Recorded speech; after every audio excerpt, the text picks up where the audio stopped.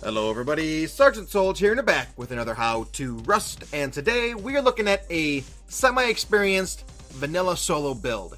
Or if you're a duo could probably work in here, but I really wouldn't go much bigger than that.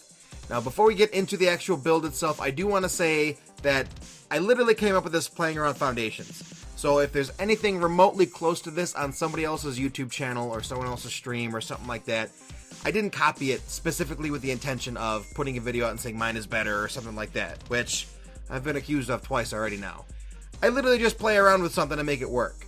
But one thing that I can say though, that is if somebody else has this design already made on their channel with the video, at least the one that you're watching right now is up to date with the current building, the current stability, current items, etc, etc, etc. So that being said, let's dive right into this. First of all, as I said, this base is really for 1 to 2 vanilla players. And the majority of this base is actually made up of honeycombing. So there isn't a whole lot of room inside, so you don't really have space to stretch out with multiple people. But that's okay, because you really do need the honeycombing, especially in vanilla. If I fly up here, as you can see, it's not all that big. There's a single layer of high walls going around it.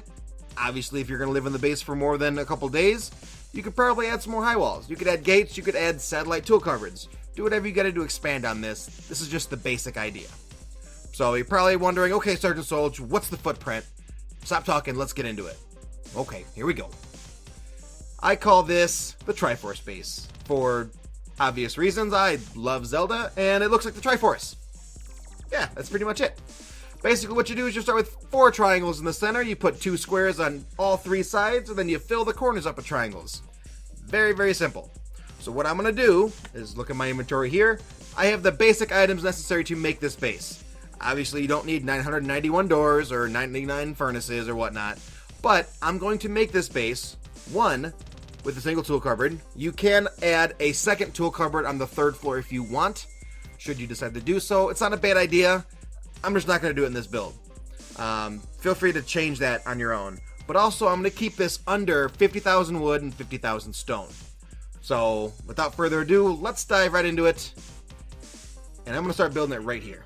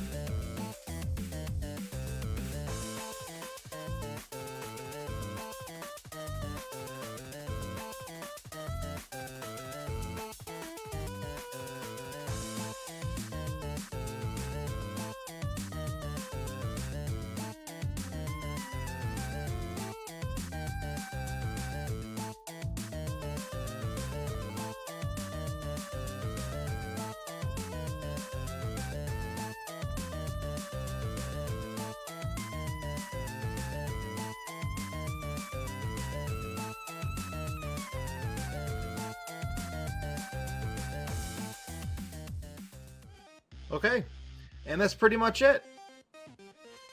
Now, they might look a little bit different in height, but it's actually the same exact height. The one on the right is slightly higher simply because of the way the slope is, but I literally used almost 50,000 stone to get this done. Now, you could be saying, Sergeant Soldier, there's no high walls, there's no gate in front of it.